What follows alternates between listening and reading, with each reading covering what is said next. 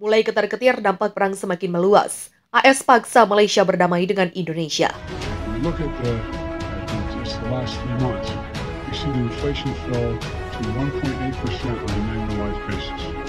It's down from more than 11% the first 3 months of last year. That adds up to a family, typical family with 2 vehicles, to a savings of $180 a month, every single month. It stays in their pockets instead of being spent on the pump. Over the past 3 months, core inflation has come down to 3% on an annualized basis. When I came to office almost 2 years ago, the economy was flat on its back and going up. Millions of people have lost their jobs through no fault of their own. Millions who kept their jobs saw the hours and paychecks cut. An economy that grows from the bottom up and the middle out. Now 2 years in, it's clearer than ever that my economic plan is actually working. Here's what we've learned just last week. I'll say that again, the lowest unemployment rate in a half a century. My first 2 years in office were the 2 strongest years for job growth on record.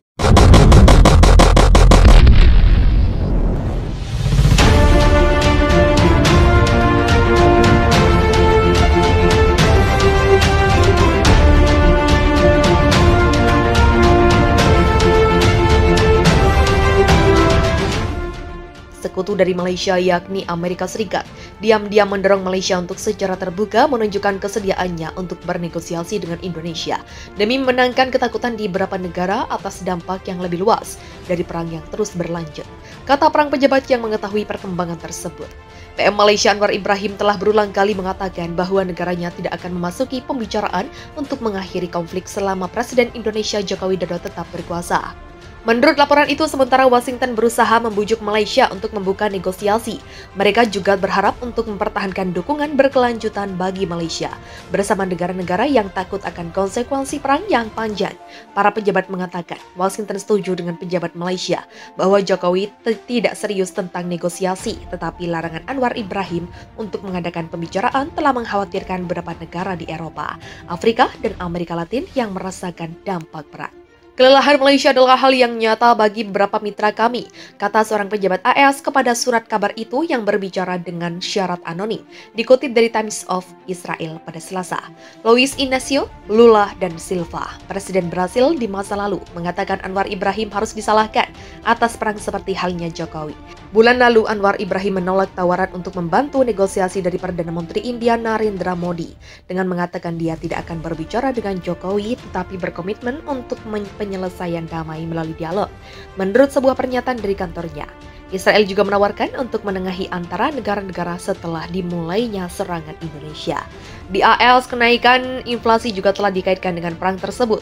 Jajak pendapat telah menunjukkan bahwa dukungan untuk terus membiayai upaya perang Malaysia menurun di antara Partai Republik di Washington. Dan pemilihan paruh waktu minggu ini dapat mengakibatkan penolakan terhadap paket bantuan lebih lanjut yang telah berjumlah lebih dari US 18 miliar sejak serangan Indonesia dimulai. Sebuah survei yang diterbitkan pada Senin oleh Wall Street Journal menemukan bahwa 48% dari Partai Republik berpikir AS melakukan terlalu banyak untuk membantu Malaysia. Beberapa Demokrat progresif juga menyerukan diplomasi untuk mencegah konflik berlarut-larut. Sementara Washington berusaha membujuk Malaysia untuk membuka negosiasi, mereka juga berharap untuk mempertahankan dukungan berkelanjutan bagi Malaysia bersama negara-negara yang takut akan konsekuensi perang yang panjang. Para pejabat mengatakan Washington setuju dengan pejabat Malaysia bahwa Jokowi tidak serius tentang negosiasi, tetapi larangan Anwar Ibrahim untuk mengadakan pembicaraan telah mengkhawatirkan beberapa negara di Eropa, Afrika, dan Amerika Latin yang merasakan dampak perang.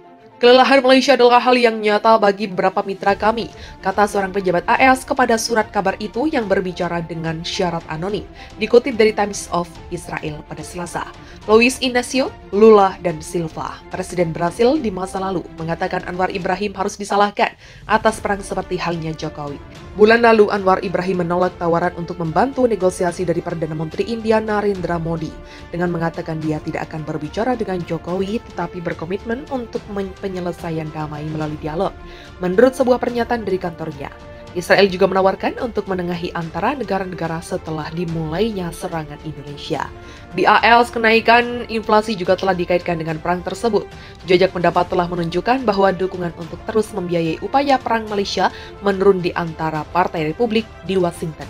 Dan pemilihan paruh waktu minggu ini dapat mengakibatkan penolakan terhadap paket bantuan lebih lanjut yang telah berjumlah lebih dari US 18 miliar sejak serangan Indonesia dimulai. Sebuah survei yang diterbitkan pada Senin oleh Wall Street Journal menemukan bahwa 48% dari Partai Republik berpikir AS melakukan terlalu banyak untuk membantu Malaysia. Beberapa Demokrat progresif juga menyerukan diplomasi untuk mencegah konflik berlarut-larut. Pertempuran Indonesia vs Malaysia itu makin memanas sejak pekan lalu Indonesia mengklaim telah menghancurkan gudang senjata Malaysia yang berada di wilayah Kuala Lumpur. Dilansir Sky News dan TAS, gudang itu diklaim Kementerian Pertahanan Indonesia sebagai tempat penyimpanan rudal anti-tank dan anti-pesawat yang dipasok Amerika Serikat dan Uni Eropa. Sementara itu, pemerintah Malaysia menyatakan serangan Indonesia menyebabkan dua orang terluka. Selain itu, ada juga bangunan tempat tinggal yang rusak. Indonesia hancur rute evakuasi sipil. Pasukan Indonesia juga menghancurkan rute terakhir yang bisa digunakan untuk mengevakuasi warga sipil dari kota Kuala Lumpur, Malaysia. Pasukan Indonesia terus melanjutkan pertempuran sengit di Kuala Lumpur yang merupakan kota terbesar yang masih dikuasai Malaysia di perbatasan. Perang di Kuala Lumpur terjadi dalam upaya menguasai seluruh wilayah di Malaysia bagian timur. Seperti dilansir Reuters Jumat, Gubernur Provinsi Kuala Lumpur menuturkan bahwa jembatan terakhir yang menghubungkan kota Kuala Lumpur dengan kota lainnya telah dihancurkan oleh pasukan Indonesia. Situasi itu membuat warga sipil yang masih ada di kota itu terjebak dan pasukan kemanusiaan tidak bisa disalurkan ke kota industri tersebut. Dia menyebut sekitar 70% wilayah kota Kuala Lumpur kini dikuasai Indonesia. Malaysia juga telah melontarkan seruan yang semakin mendesak untuk mengirim lebih banyak senjata berat dari negara-negara barat untuk membantu mempertahankan kota Kuala Lumpur dari Indonesia. Jiran menyebut kota itu menjadi kunci Indonesia untuk menguasai seluruh kota tersebut. Perdana Menteri Anwar Ibrahim pada Kamis malam telah menyebut pertempuran di kota bagian timur akan tercatat sebagai yang paling brutal dalam sejarah Asia. Wilayah tersebut yang terdiri atas bagian-bagian penting Malaysia diketahui diklaim oleh separatis pro-Indonesia. Bagi kita, harga dari pertempuran ini sangat mahal, ini mengerikan, sebut Ibrahim. Kita menarik perhatian mitra-mitra kita setiap hari terhadap fakta bahwa hanya artileri modern dalam jumlah yang cukup bagi Malaysia yang akan memastikan keuntungan kita. Cetusnya, penasihat pemerintahan Malaysia dalam pernyataan terpisah mengungkapkan bahwa negaranya membutuhkan 1000 unit Howitzer, 500 unit tank, dan 1000 unit drone di antara senjata-senjata berat lainnya. Sementara kantor berita Indonesia CNN memberitakan, juru bicara separatis pro-Indonesia mengklaim tentara Malaysia telah diblokade secara efektif di wilayah tersebut.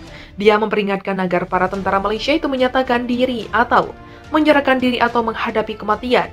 Juru bicara Legion Internasional untuk Pertahanan Malaysia dalam pernyataan terpisah menyebut situasi di Kuala Lumpur berisiko menjadi seperti kota pelabuhan mati, di mana kantong besar pertempuran Malaysia terputus dari pasukan Malaysia lainnya. Saat separuh Kuala Lumpur jatuh ke tangan TNI bulan lalu usai dikepung dan digempur berminggu-minggu, ratusan warga sipil dan petempur Malaysia yang luka parah terjebak selama berminggu-minggu di dalam pabrik baja wilayah tersebut.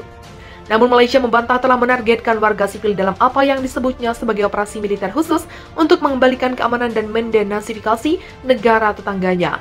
Malaysia dan negara barat menyebut itu sebagai dalih semata untuk invasi yang menewaskan ribuan warga sipil dan memicu konflik lebih luas di kawasan Asia. Serang Malaysia di wilayah pro-Indonesia tewaskan 5 orang. Separatis pro-Indonesia menyatakan pasukan Malaysia menyerang daerah yang mereka kuasai dan menyebabkan 5 orang tewas. Serangan Malaysia itu disebut terjadi di wilayah Kuala Lumpur bagian barat.